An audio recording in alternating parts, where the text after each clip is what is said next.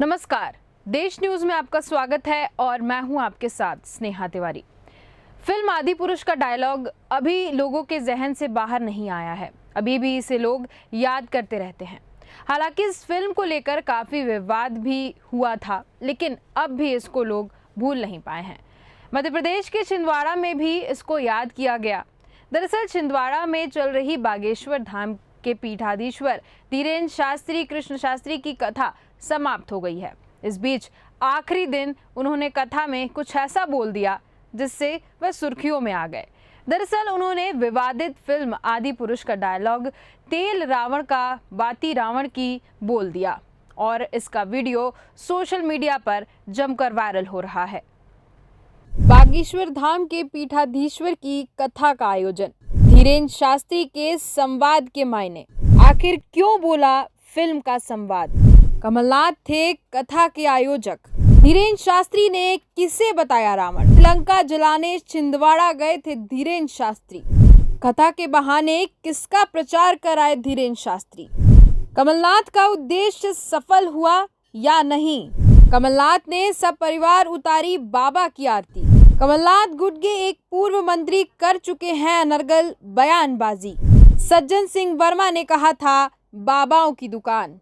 वैसे पंडित धीरेन्द्र कृष्ण शास्त्री की कथा छिंदवाड़ा में समाप्त हो गई है, लेकिन समापन के दिन उनके द्वारा लंका जलाने को लेकर दिए गए प्रवचन की एक क्लिप सोशल मीडिया पर जमकर सुर्खियां बटोर रही है। दरअसल इस कथा के दौरान पूर्व सीएम भी समापन कार्यक्रम में मौजूद थे। वहीं पंडित धीरेन्द्र शास्त्री ने विवादित फिल्म आदिपुरुष के डायलॉग की तरह लंका दहन की कथा सुनाते हुए जो बात कही वो सोशल मीडिया में जमकर वायरल हो रही है। वहीं कई इंटरव्यूज में धीरेन्द्र शास्त्री कहते आए हैं कि राजनीति से वह काफी दूर हैं, लेकिन यहाँ कुछ अलग ही माहौल नजर आ रहा है।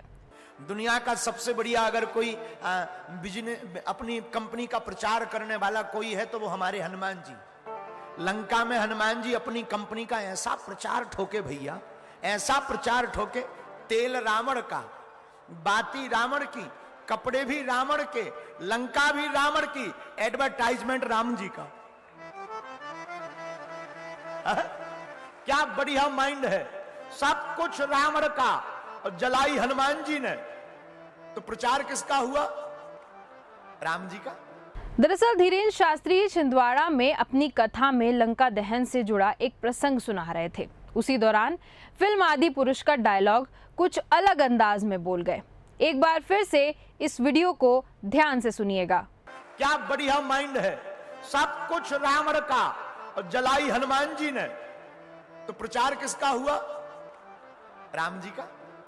बाबा बागेश्वर का ये क्लिप सोशल मीडिया पर जमकर सुर्खियां बटोर रहा है, क्योंकि वहां पर मध्य प्रदेश के पूर्व मुख्यमंत्री और कांग्रेस के सीनियर नेता मौजूद थे। छिंदवाड़ा में इस कथा करवाने को लेकर कमलनाथ पहले से ही टारगेट में थे, लेकिन बीजेपी से ज्यादा यहां पर कांग्रेस बौखलाई हुई नजर आ रही है। ये कथा करवाकर कमलनाथ ने अपने विरोधियों को ये संदेश देना चाहा है कि हार्ड हिंदुत्व की राह पर वो चलने वाले हैं। वहीं इस कथा के दौरान कमलनाथ ने कुछ ऐसा किया जिससे उन पर काफी सवाल खड़े हो रहे हैं। दरअसल बाबा की आरती उतारने पर कुछ लोग उन पर सवाल खड़े कर रहे हैं। कमलनाथ भगवान की नहीं, बाबा की आरती उतारते हैं। वहीं दूसरी ओर बाबा के हिंदू राष्ट्र को दिए गए बयान पर कमलनाथ से कुछ सवाल भी दागे गए हैं।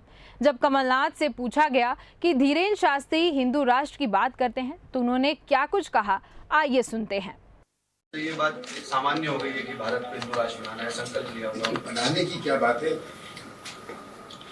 80% तो हिंदू है, तो वो क्या हिंदू पैदा करते हैं? विश्व में जिस देश में इतनी बड़ी सिटी नहीं होती, वहाँ कोई देश की बात है? ये तो है कि 80% अगर हिंदू हैं तो हम कहेंगे ये हिंदू राष्ट्र है। कहने की क्या बात है, ये तो आगे बताते हैं। कमलनाथ के इस बयान पर बहुत बहस होने लगी थी और यह अनुमान लगाया जा रहा था कि इस बार मध्य प्रदेश में कमलनाथ हिंदुत्व का कार्ड खेलेगी, लेकिन उसी बीच धीरेन्द्र शास्त्री का एक बयान सोशल मीडिया पर खूब सुर्खियों बटोरने लगा। जब राम कथा के समापन के मौके पर धीरेन्द्र शास्त्री ने समझा दिया कि भले इस कथा के मुख्य यजमान कमलनाथ और उनके बेटे नकुलनाथ हैं, लेकिन वो यहाँ पर आए हैं हिंदुत्व का प्रचार करने और श्री राम का अलग जलाने। वैसे भी धीरेन्द्र शास्त्री हिंदुत्व को लेकर बैटिंग करते हमेशा नजर आते रहते हैं।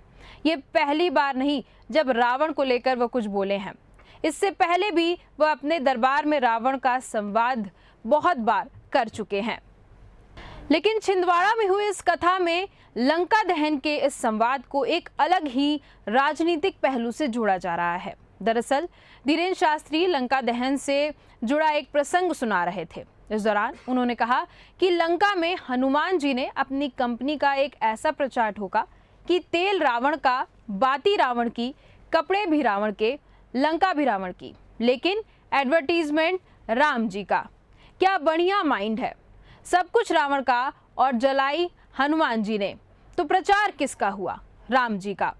उनके इस संवाद से सियासी गलियारों में हलचल मच गई है और इसके कई मायने सामने निकल कर आ रहे हैं। लेकिन सवाल तो ये है कि कथा के मंच पर बैठकर ऐसा बोलने से धीरेन्द्र शास्त्री का क्या अर्थ था और उन्होंने ऐसा बोला क्यों? इसके कई मायने सामने आ रहे हैं। ऐसा कहा जा रहा है कि जैसे कि वो कमलनाथ के गढ़ छिंदवाड़ा में थे तो उन्होंने छिंदवाड़ा को लंका बताते हुए, हनुमान खुद को बताते हुए, बीजेपी को राम बताते हुए और बीजेपी का प्रचार किया। हालांकि देश न्यूज़ इन बातों की पुष्टि नहीं करता है, लेकिन उनके इस संवाद के कई मायने सामने निकल कर आ रहे हैं। हालांकि कमलनाथ का इस कथा का आयोजन क्यों हुआ वो खुद कमलनाथ ही जानते होंगे, क्योंकि इन्हीं के पार्टी के नेता सज्जन सिंह वर्मा बाबाओं की दुकान कहकर खूब सुर्खियों में आए थे। धर्म की भी दुकान खुल गई, पहले छोटी दुकान देती थी, अब बड़ा जनरल स्टोर खुलेगी। वो धीरेन्द्र शास्त्री बाबा बागेश्वर धाम वाला, एक शिवर वाला प्रदीप मिश्रा, बड़ी दुकान खोल ली। अब इन्हीं मायनों से सियासी गलियारा बौखलाया हुआ है। जैसा कि मध्य प्रदेश में चुनावी माहौल चल ही रहा है, ऐसे में भगवान को याद करना कोई कैसे भूल सकता है। कमलनाथ ही नहीं, बीते कुछ दिनों में बहुत सी कथा करवाई गई हैं। चलिए आपको इसकी भी लिस्ट बताते हैं। गृह मंत्री नरोत्तम मिश्रा ने दतिया में जुलाई 2022 में धीरेन्द्र कृष्ण शास्त्री की कथा और पार्थिव शिवलिंग निर्माण का आयोजन किया था। जल संसाधन मंत्री तुलसी सिलावट ने इंदौर की सिंगापुर सिटी में दिसंबर 2022 तक मदन मोहन महाराज की कथा करवाई।